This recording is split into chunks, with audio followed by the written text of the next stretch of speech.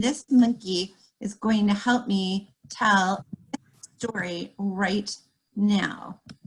There we go. Okay, Yossi and the monkey, and it is a story for the monkeys. It is a story for a certain holiday. What holiday is coming up?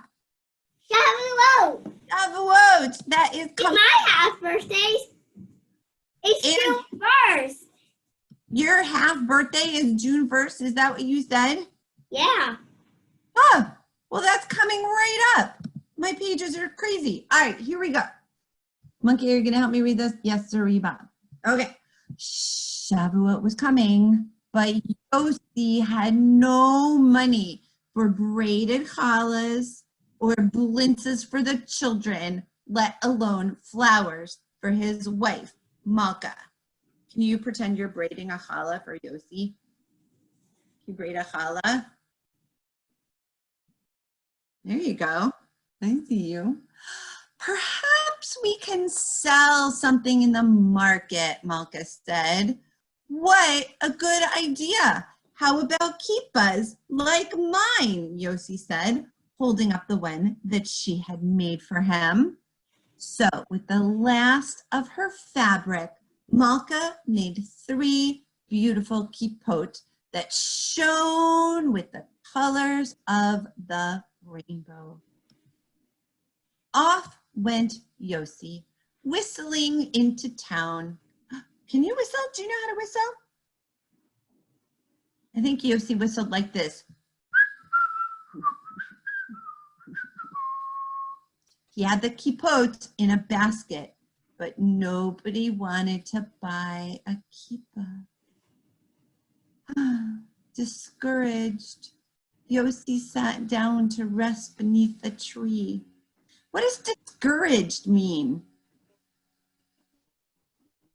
Do you know? I think discouraged means that he thought he couldn't do it. Who's in the tree? The monkey. Uh-oh. When Yossi woke up, the kippot were gone. Snap! The sound came from the branches above. Yossi looked up and saw a monkey wearing a kippah and juggling the 2 others. Give those back, Yossi called.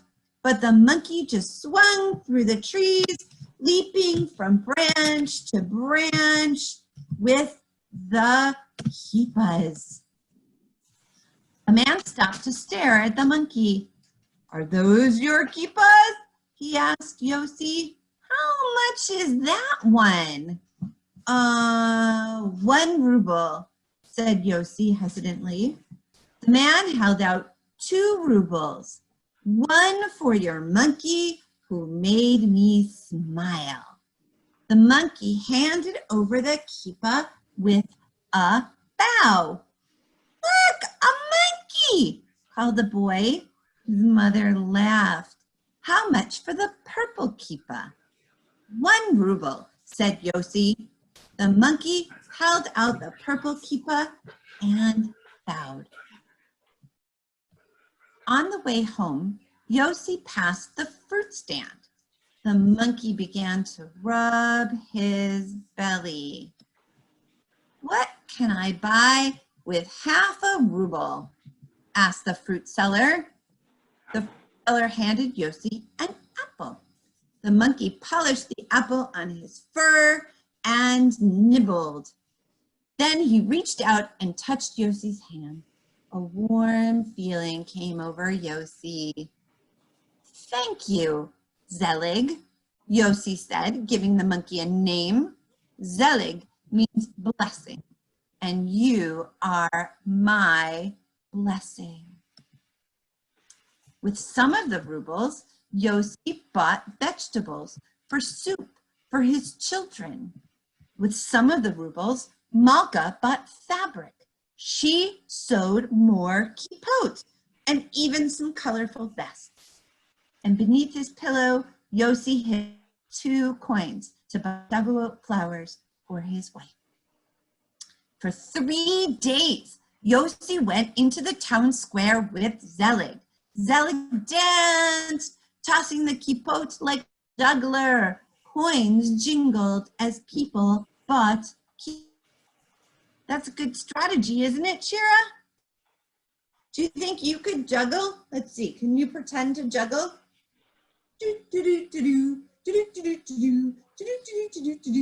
Ah! I just dropped everything. And each evening, Zelig sat on Yossi's shoulder to munch his apple before vanishing into the treetops. Then came a rainy day and another. On the third day, when the rain finally stopped, Yossi rushed outside. Zelig, he called. There was no Zelig. Where do you think he went? To the tree to find the monkey. Maybe he's hiding in a tree. Yossi spotted a poster.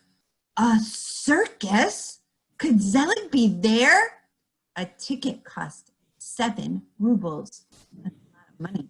That's 7 kippot. Yossi ran to the largest house in town, knocked on the door. How about a vest for Herschela? He held up one just her son's size. Fit for a king for Shavuot, the birthday of King David himself. Yours for just 7 rubles. Paid Yossi and took the vest. Yossi hurried along to the circus. Inside the tent, the crowd murmured excitedly. A man in a top hat appeared. "Ladies and gentlemen," he began, "our monkeys will not be performing." But then the people started giggling. Behind the manager, out crept a monkey. It was Zelig. The monkey leaped up on a wire, bounded over the seats, and landed on Yossi's shoulder. "You!" shouted the manager. "Give me back my monkey!" Zelig on his shoulder, Yossi followed the angry manager out of the ring. "You've ruined my monkey," the manager yelled. "He won't do what I say. All the other monkeys do whatever he does." Yossi shrugged. "He was hungry. I gave him apples." "Apples," said the manager. "We feed our monkeys bananas." But he brought in a basket of apples. Zelig and the other monkeys polished the apples on their fur and began to munch. Can you pretend you're munching an apple?